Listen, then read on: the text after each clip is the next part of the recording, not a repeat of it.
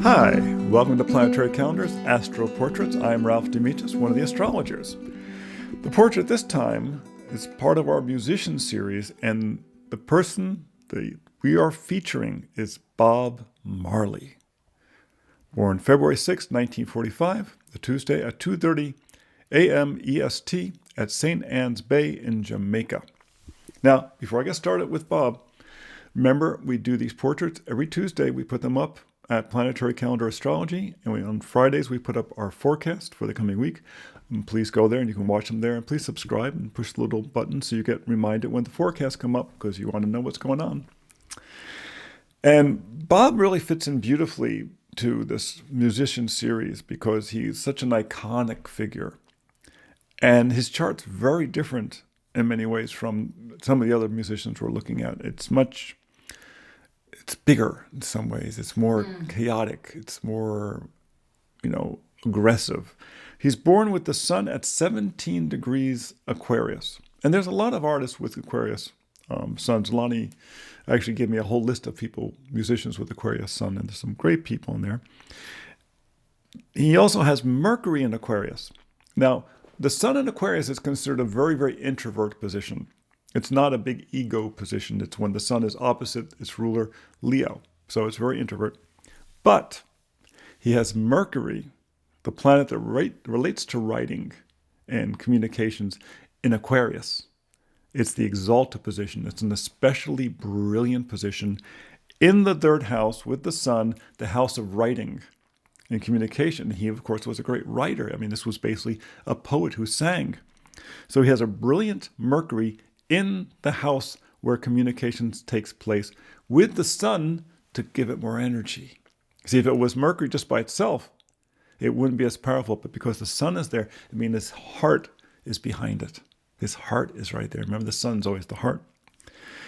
He has Sagittarius Rising. Sagittarius Rising is just a big, expansive position. It's an outdoors position. This is a person who played soccer for, much of his life, up right until he passed away, quite young, unfortunately. But he, a very athletic person. It goes back to a highly elevated Jupiter in the 10th house in Virgo. So there's something about his career that has to do with him serving a purpose. Remember, he's a Rastafarian.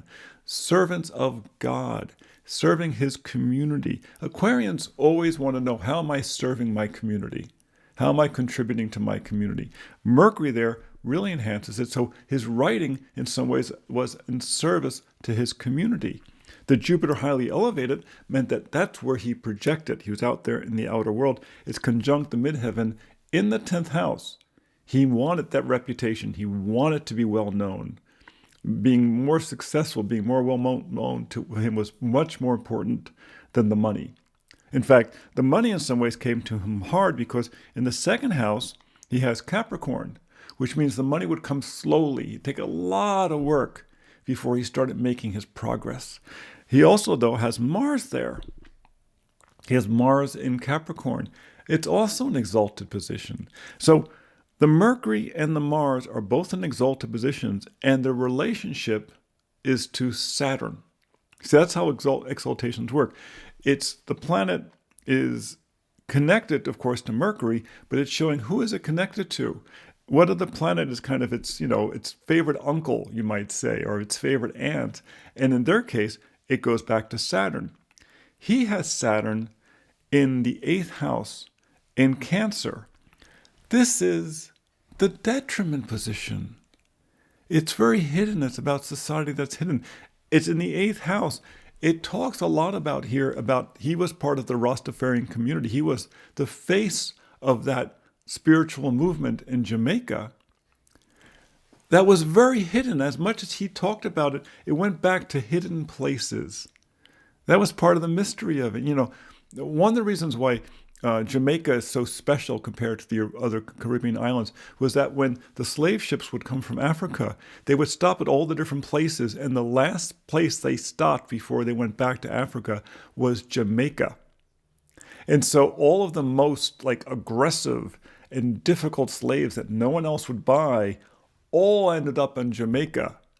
And they were the only island of all the Jamaica, I believe of all the Caribbean islands, that threw off their masters, that threw off the repressive government that was there and claimed their freedom, because they were, after all, the tough guys, the tough men and women who really, had that heart. That's why Jamaica is so special. That's why Jamaicans are so special. They come from that tradition.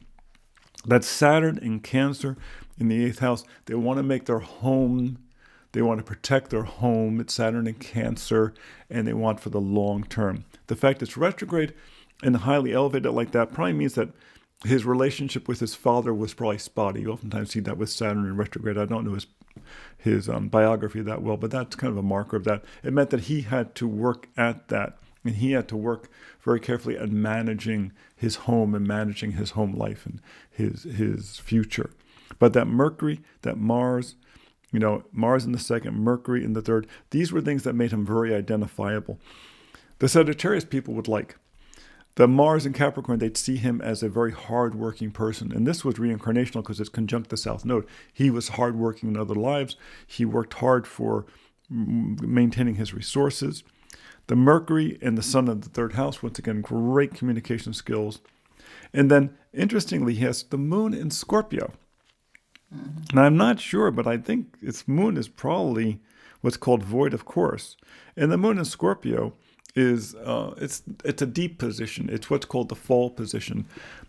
It's the opposite of the exaltation, where the exaltation means I'm very connected in the outer world to a planet, like Mercury's connected in the outer world to Saturn. The Moon in Scorpio is connected through the inner world to Mars. That's the connection, is to Mars. Well, his Mars, Lonnie, he doesn't have a Mars. No. We just misplaced it. Okay. And his Mars is that Mars in Capricorn. So that Moon, that emotional depth, goes back to that Mars in Capricorn. He had, in many ways, a hard life. He had a life that had a lot of, there was a lot of struggles for power and success and for rising up. I mean, you're talking about, a young boy growing up in Jamaica, in the 1940s and early 50s, rising to the top of his career from a little island and becoming an internationally well-known star. How much hard work and drive was in there? I mean, this is not a person who coasted to his success. The Aquarius Sun, the Aquarius Mercury, means that he wanted to be the voice of his community. It wasn't just about him. The Jupiter in Virgo at the midheaven meant that he felt he was serving an important purpose. He was bringing everyone else along with him, his entire community, his entire musical world. Interestingly, when we look at these people become very successful, we always look for where Uranus is, because Uranus is the sizzle. And we've had a number of people now who, rather than having Uranus at the Sun, or like in Taylor Swift, she has it at Mercury. Many actors have it at the Sun. He has it at the Descendant. And this is like Penelope Cruz and also Adele have it at the Descendant, which means it's their partnerships. It's when they connect with other people that it activates. The angles are always important. The Ascendant, the Descendant, the Midheaven, the IC, those have tremendous leverage in your life. So when you have the Uranus at the Descendant, it's when his music reaches out and touches you, or his ability to work with other musicians. That's where his sizzle came out. This was not someone who was going to be an individual artist, not with an Aquarius Sun, with a Sagittarius Rising. He needed to have a group. He needed to have a team. He needed people that he could interact with. And that was essential. That's one of the reasons why that Jupiter in Virgo, like I said, at the midheaven, he had to bring his whole crew with him. He had to bring everyone up with him. Now, he dies very young. Okay, he dies in 1981. He's born in 45. He's a young man. Where does this show up? Well, 8th house oftentimes relates to transitions. He has Saturn there. Saturn in Cancer. He dies of cancer. Saturn in Cancer retrograde. Okay, so that's one marker. But what happened was, when he died, Jupiter and Saturn were conjunct at like the 1st and 2nd degrees of Libra.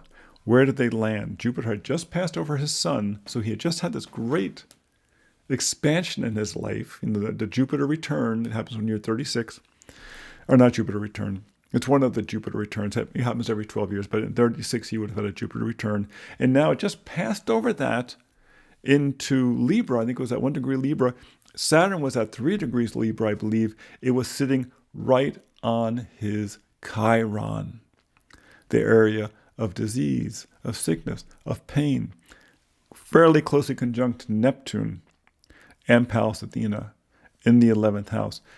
He was, and it's the 11th house, so, it's exposure to, a lot of times exposure to environmental toxins are indicators with this kind of thing, where Aquarians are very subject to that anyway. Aquarius is very subject to electromagnetic fields, to radiation of all types, and he died of a melanoma.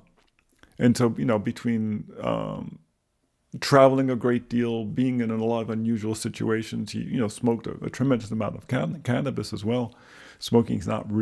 Cannabis is a very healing plant, but smoking is not really the best way to consume it. And of course, being with a whole crew of people, there was an awful amount of this, and he, in the 11th house, he has Chiron, Neptune, Pallas Athena, and Vesta, the flame, all in Libra. And when Jupiter and Saturn conjuncted at his Chiron, he passed. So it's a shame to have such a talented person pass away very early. But he really was, as the Rastafarians are, servants of God. And he was bringing his entire community with him. And he had that brilliance when it came to communication that he resonated with, that he expressed. So that's Bob Marley. Very interesting chart. Very unusual compared to the other musicians that we're looking at. This is really a person with a very strong sense of mission.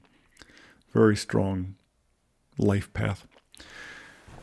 And let's look at the next musician in the next video, and we'll see who's going to come up. We have to look at some more men. I have a tendency to look at too many women's charts. I have to watch out for that. Lonnie reminds me, no, what are the guys doing? So please come see us every Tuesday when we do our portraits. Come see us on Fridays when we do our forecast for the coming week. You can find those at Planetary Calendar Astrology on YouTube. And please subscribe and push the little button so you get reminded when they come up. You can also find our books and, of course, the Planetary Calendar at planetarycalendar.com. And you really want to make sure you get that because you want to know what's going on. Until next time, be well.